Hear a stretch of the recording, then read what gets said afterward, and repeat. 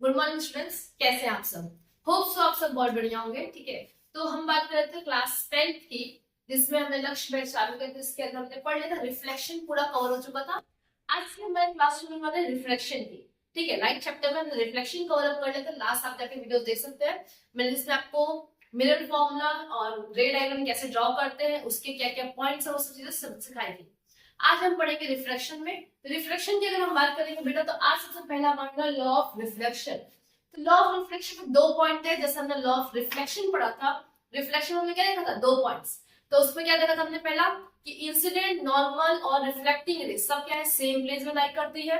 Second क्या पढ़ा था हमने कि एंगल ऑफ इंसिडेंट और एंगल ऑफ रिफ्लेक्शन दोनों क्या होते हैं, इक्वल होते हैं। ठीक है, तो इसमें भी बेटा आपका फर्स्ट पॉइंट है जो रिफ्लेक्शन में था, सेम रिफ्लेक्शन में भी है। ओके, तो पहला हमारा पॉइंट क्या है कि जो इंसिडेंट रे है, रिफ्रैक्टिंग रे है और नॉर्मल, वो सब सेम प्लेन में लाइन करती है।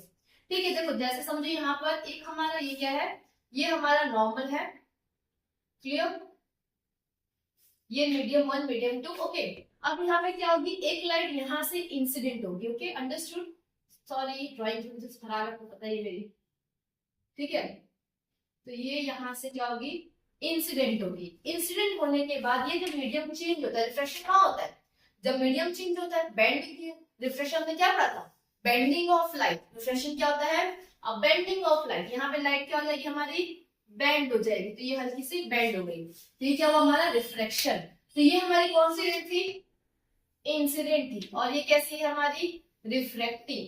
तो इंसिडेंट, रिफ्लेक्टिंग और नॉर्मल तीनों क्या है, सेम प्लेन में आएगा। ये हमारा लॉ 1।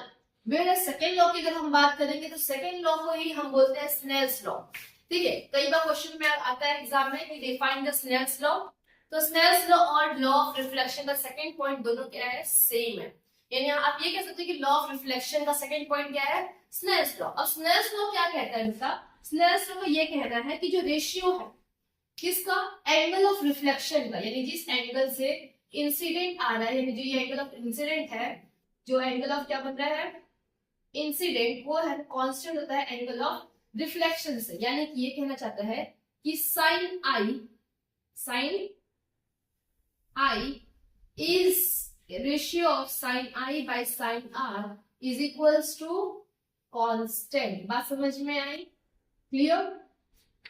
तो जो एंगल ऑफ इंसिडेंट है, एंगल ऑफ इंसिडेंट और एंगल ऑफ रिफ्लेक्शन, वो क्या होता है हमारा, कांस्टेंट होता है बेटा। इसी की वजह से आपको लाइट कलर दिखते हैं। क्या दिखते हैं लाइट में, कलर्स दिखते हैं। ठीक है, यही लाइट आपको क्या दिखती है, जब आपका एंगल ऑफ इंसिडेंट और एंगल ऑफ रिफ्लेक्शन जब कांस्टेंट होता है, इसी के रीजन की वजह से आपको कलर दिखते हैं। आई बात समझ में, जो आपको कलर विजिबल हो रहे हैं ना, वो किसकी वजह से हो रहे हैं, स्नेल्स लॉ के वजह से। ओके, अंडरस्टूड, यहाँ तक समझ में आ गया, ठीक है, क्लियर। चलो वेरी गुड, यहाँ तक की बात समझ में आ गई। अब हमारी जो नेक्स्ट क्लास आएगी, वो आएगी हमारे कुछ सिंबल्स की बात करेंगे, जिसमें हम देखेंगे कि लेंस में अलग अलग, जैसे हमने मिरर में पढ़े थे, अलग अलग क्या पढ़ा था हमने, उसमें पॉइंट्स पढ़े थे कि किस एक प्रिंसिपल पॉइंट था, की पॉइंट्स है जो हर मिरर में सेम होते हैं। सेम चीज हम लेंस में की पॉइंट्स पढ़ेंगे जो हर एक लेंस में सेम होता है। ठीक है, तो आज की क्लास के लिए इतना ही। थैंक यू, होप सो आप सब अच्छा पढ़ाई कर रहे होंगे।